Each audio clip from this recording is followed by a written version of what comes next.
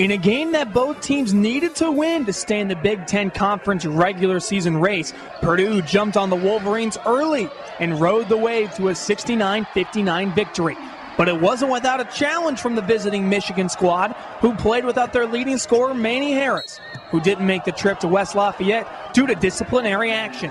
Obviously, they had took a huge blow with Manny not playing in this game, and there's that's 20 points just ripped out of your lineup. So that's a difficult thing to do when you count on somebody, and then they're not there, and it's hard to just go play a game then, because it's such a big piece to what they do. It's such a 1-2 punch with him and Sims. In the only regular season meeting between the two teams, Michigan's Deshaun Sims started out hot, scoring the Wolverines' first 13 points of the game.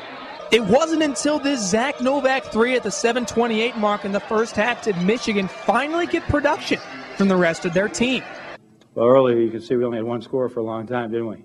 And then Zach started getting going a little bit, and our against that defense, you got to have really special, experienced guards to be able to do that. Our guys are growing every day, but very important against that to have outstanding veteran type of leadership at the guard position. Purdue had a flashback moment in the second half, though, when their 27-point lead evaporated to 11 with 1:23 to go in the game, reminiscing of the Ohio State game a week ago when Purdue's double-digit lead was erased by Evan Turner and the Buckeyes. But this time, Etuan Moore and Jawan Johnson would not let that happen.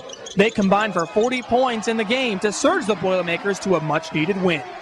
2 victories in a row for Purdue has the Boilermakers right back in the conference race, with Michigan State still sitting alone atop at first place.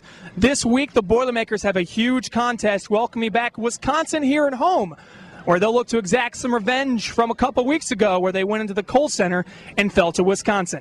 Reporting from Mackey Arena, I'm Robby Donoho for Palestra.net, the College Network.